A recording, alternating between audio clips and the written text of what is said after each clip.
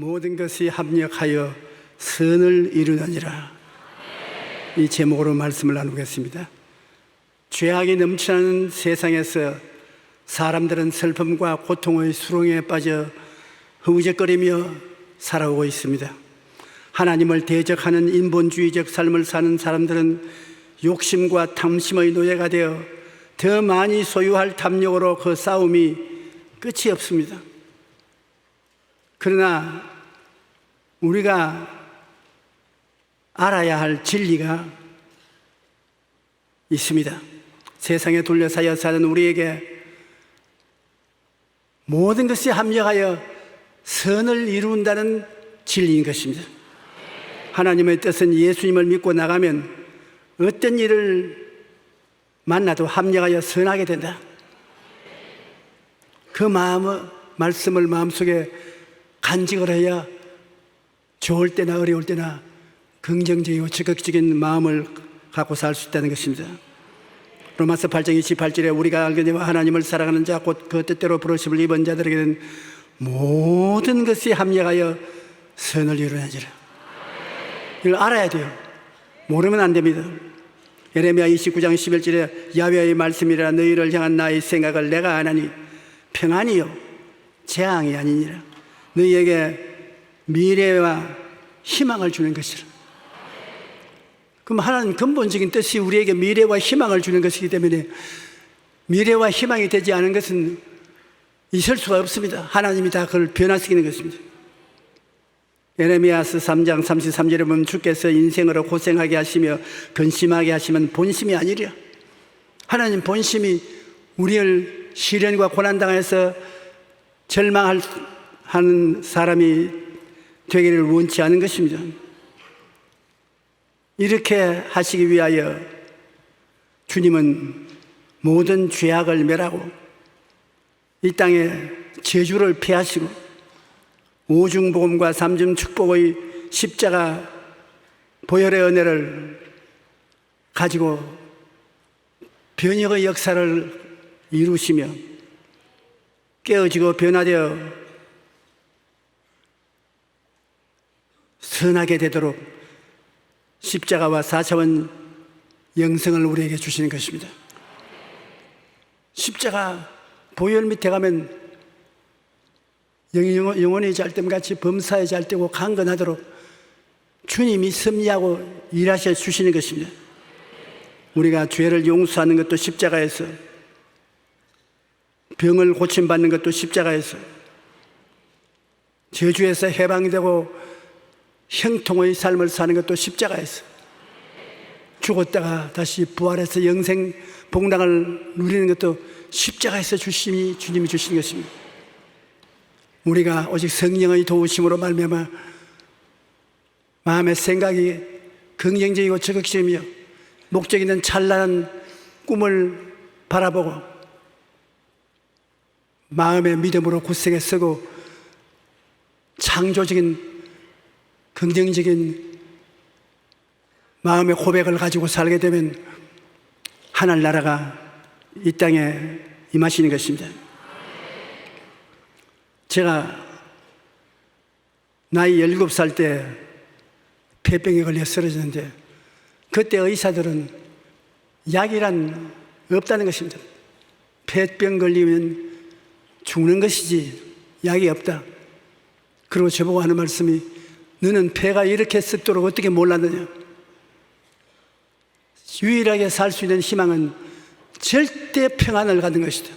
움직이지 말라. 들어 누워 있어라. 그래서 추운 겨울날 방 한쪽 구석에 들어 누워 있는데 6.25 사변 결국 피난살이에서 사람들이 다 가난하기 때문에 따뜻한 장판이 있으니까 연탄불 피워놓고 누워있으니 연탄 가스 냄새만 자꾸 납니다. 그런데 다른 분들은 다 일하러 나가고 저희 누님께서 고등학교를 마치시고 시집갈 준비한다고 벽에 그 뭐라 합니까? 벽에 모음?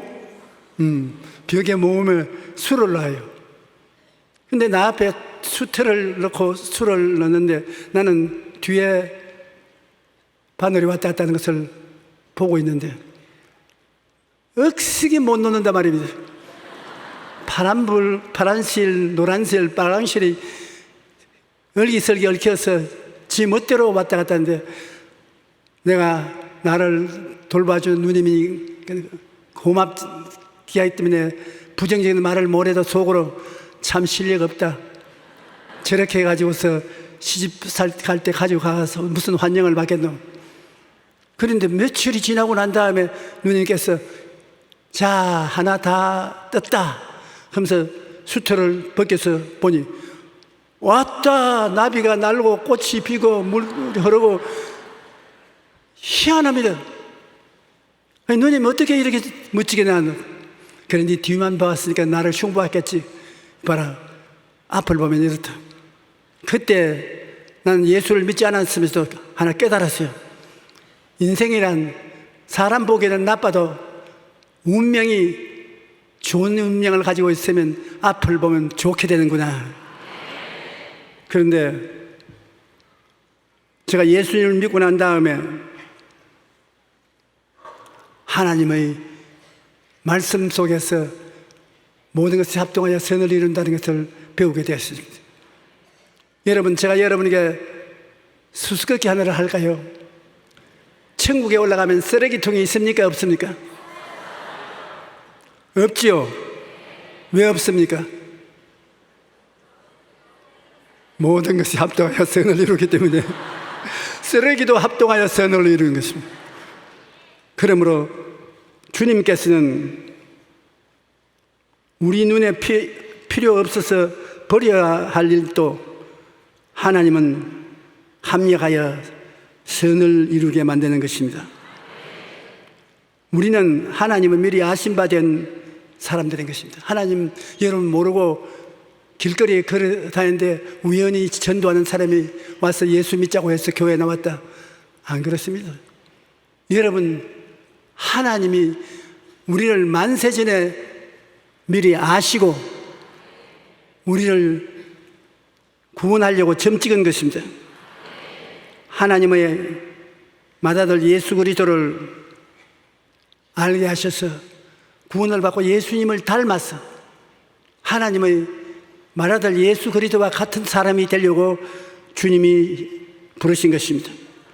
로마서 8장 29절에 보면 하나님이 미리 아신 자들을 하나님이 여러분 다 미리 알고 계셨어요. 몇만 년 전 여러분을 미리 알고 계셨습니다.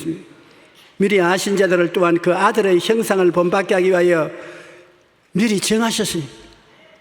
그래서 여러분이 구원받는 것은 하나님은 미리 정하신 것입니다. 우연히 된 것 아닙니다. 하나님이 미리 정해 놓으셔서 때가 오니 부르신 그들을 또한 의롭다 하시고 의롭다 하신 그들을 결과적으로 하늘나라를 상속으로 주니까 영화롭게 되는 것입니다. 그러므로 하나님은 우리들을 아들로 택하시고 부르시고 의롭다 하시고 영화롭게 하십니다. 그러니 하나님의 축복을 말로 형용할 수가 없습니다. 어떻게 해서 이렇게 될 수 있냐? 그것은 우리가 원해서 그렇게 된 것이 아니라 하나님 아버지께서 원하셔서 그렇게 되신 것입니다. 로마서 8장 30절에 미리 정하신 그들을 또한 부르시고 부르신 그들을 또한 의롭다 하시고 의롭다 하신 그들을 또한 영화롭게 하셨나니라. 하나님이 엄청나게 큰 계획을 세우셔서 우리에게 은혜를 주신 것입니다. 세상에서 일어나는 모든 것은 하나님의 뜻을 이루는 도구가 됩니다.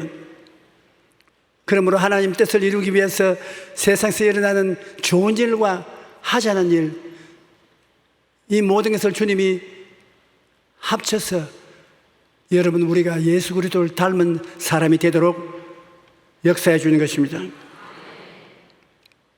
시편 103편 19절에 야훼께서 그의 보좌를 하늘에 세우시고 그의 왕권으로 만유를 다스리는 듯. 하나님 못하시는 일이 없으십니다. 만유를 다스리십니다. 시편 104편 24절에 야외 주께서 하신 일이 어찌 그리 많은지요 주께서 지혜로 그들을 다 지으셨으니 주께서 지으신 것들이 땅에 가득하나이다. 하나님 지혜로서 만물을 만드셨다는 것입니다. 역대상 29장 12절에 부와 귀가 주께로 말미암고 또 주는 만물의 주제가 되사 손에 권세와 능력이 있사오니 모든 사람을 크게 하심과 강하게 하심이 주의 손에 있나이다. 하나님을 의지하면 하나님이 높게도 하시고 낮추기도 하시고 잘되기도 하시고 못되기도 하셔서 종국적으로는 예수 그리스도의 모습을 담게 만들어 준다는 것입니다.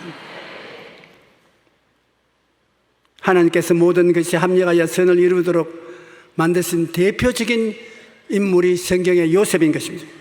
요셉은 선을 이루시는 하나님을 믿었기 때문에 애굽 총리가 된 후에 자기를 종으로 팔아먹은 형들이 살기 위해서 애굽으로 내려왔을 때 형들은 우리가 요셉을 팔아먹었으니 이제 우리가 다 죽었다, 그의 손에 잡혀서 살아남겠느냐 두려워했습니다. 그것을 안 요셉은 형들을 전부 다 왕궁으로 불러들였습니다. 전부 얼굴이 샛노랗게 되어서 벌벌 떨면서 들어와서 우리 요셉의 동생에게 뭐라고 회개를 하고 용서를 빌까요? 이눈하고 있었습니다. 그때 요셉이 나와서 하는 말이 당신들은 나를 해하려 했으나 하나님은 그것을 선으로 바꾸사 오늘과 같이 많은 백성의 생명을 구원하게 하셨나니 두려워하지 마시라. 당신들은 나를 팔아먹은 줄 아는지만 하나님이 그를 사용하셔서 애굽에 내려오게 하시고 여기에 총리 대신이 되게 만들어 주셨다는 것입니다. 요셉의 인생에는 고난이 많았지만 하나님께서 그 모든 일들을 통해 야곱 가족을 기근에서 구하시고 또 장차 이스라엘 백성을 향하신 하나님의 목적을 이루셨던 것입니다. 우리의 인생도 마찬가지입니다. 로마서 8장 28절 같이 우리가 알거니와 하나님을 사랑하는 자 곧 그 뜻대로 부르심을 입은 자들에게는 모든 것이 합력하여 선을 이루느니라. 하나님이 그 뜻대로 부르셨다는 것은 하나님께서 우리를 부르신 목적이 있다는 말인 것입니다. 하나님 뜻이 있어서 부르신 것입니다. 제가 오랫동안 목회를 하면서 어떤 사람은 보면 저런 사람도 하나님이 교회에 부르시냐, 제가 보기에도 고개가 슬슬 흔들어지는데 하나님 보시기에는 마땅하기 때문에 부르신 것입니다. 여러분, 나 같은 사람이 무엇입니까? 하나님, 이 세상에 쓸모없는 인간이. 그러면 하나님이 야 가만히 있어. 네가 쓸모있든 쓸모없든 건 네 생각이고 내 생각은 네가 합동하기 때문에 내가 불렀다. 한번 따라 말씀하세요. 나는 이래봬도 하나님이 부르신 사람이다. 그리고 좋은 일, 힘든 일, 인생의 여러 가지 일들을 통해서 우리의 부르신 목적을 달성하려고 하시는 것입니다. 그 목적이 뭘까요? 우리가 하나님 맏아들 예수 그리스도를 닮게 만드는 것입니다. 많은 예수를 하나님께서 얻기 위해서 그렇게 하시는 것입니다. 그러므로 우리는 어떠한 상황에서도 좋으신 하나님이 우리를 좋게 만든다는 것을 굳세게 믿고 흔들리지 말아야 되는 것입니다. 하나님이 절대 주권을 가진 하나님이기 때문에 하나님이 우리를 위하시면 아무도 우리를 대적할 수 없습니다. 그런즉 이 일에 대하여 우리가 무슨 말 하리요? 만일 하나님이 우리를 위하시면 누가 우리를 대적하리요? 그 아들을 내어주시지가 무엇을 주시지 않겠냐? 우리를 구원해서 하나님 아들 예수를 닮게 하기 위해서 그 아들을 십자가에 내어주어서 몸짓고 피 흘려 죽게 하신 것입니다. 하나님이 힘이 없어 그 아들을 십자가에 내놓은 것이 아닙니다. 예수님께서 십자가에 달려서 너무 고통스럽고 견딜 수가 없을 때 하나님이여 하나님이여 어찌하여 나를 버리시나이까? 얼마나 고통스럽게 예수님이 그렇게 외치셨겠습니까? 어찌하여 나를 버리시나이까? 그래도 하나님 대답 안 했습니다. 하나님이 우리를 구원하시기 위해서 그 마라들을 희생 제물로 바쳤을 때 모질게 참았었습니다. 그 아들이 십자가에 고통당할 때 아버지 하나님이 얼마나 가슴이 아팠었겠습니까? 그래도 니를 깨물고 여러분을 구원하기 위해서 참으신 것입니다. 하나님이 여러분에 대한 사랑은 세상적으로 생각해서 알 수가 없습니다. 하나님은 이를 깨물고 주먹을 쥐고 참아서 여러분을 구원하신 것입니다. 그 아들을 내어주신 이가 그 아들과 함께 모든 것을 우리에게 주시지 아니하겠느냐. 하나님의 택하신 자를 누가 고발하겠느냐. 고발하는 것은 흉보는 것을 말하십니다. 뭐 저런 인생이 다 있는, 저기 다 크리스찬이냐, 저기 다 천당 가느냐, 저런 것이 천당 가면 나는 안 가겠다, 이렇게 비웃는 일을 할 자가 누가 있냐. 자기가 하나님보다 높으냐 그 말하게. 하나님이 의롭다 한 사람은 누가 정죄하려요. 하나님이 죄를 용서하시고 청산해버린 사람을 누가 또 죄인이라고 따라다니면서 정죄하겠느냐. 여러분, 하나님의 의롭다 하신 것은 절대적인 의를 말합니다. 영원한 하나님이 여러분 보고 용서하고 의롭다고 했으면 영원히 용서받고 의롭다함을 입은 것을 말한 것입니다. 뭘 정죄하려고 해도 영원한 하나님이 영원히 청산해버렸으니 정죄할 도리가 없습니다. 우리 예수 믿고 구원받는 데는 조건이 없습니다. 믿음 하나밖에 없습니다. 손가락 하나라도 이렇게 해야 구원받는다고 말하면 누가 손가락 이렇게 못할 사람은 있겠습니까? 그래도 이렇게 하는 것, 공로에 들어가는 것입니다. 율법적인 조건에 들어가는 것이기 때문에 구원의 믿음으로 받지 못하게 되는 것입니다. 이렇게 해야 되니까. 예수 믿고 구원받는 것은 아무것도 요건이 없습니다. 손가락 하나 깜짝할 필요 없습니다. 오직 믿음밖에 없는 것입니다. 하나님이 세상을 이처럼 사랑하사 독생자를 주시니 누구든지 저를 믿으면 멸망하지 않고 영생을 얻으리라. 그러니 이 세상에 구원받는 종교치고 그리스도 교만침 굉장한 교는 없습니다. 믿는 것 이외에는 아무것도 가져올 수 없습니다. 방실 잘 웃어야 천당 간다면 믿음이 필요 없죠.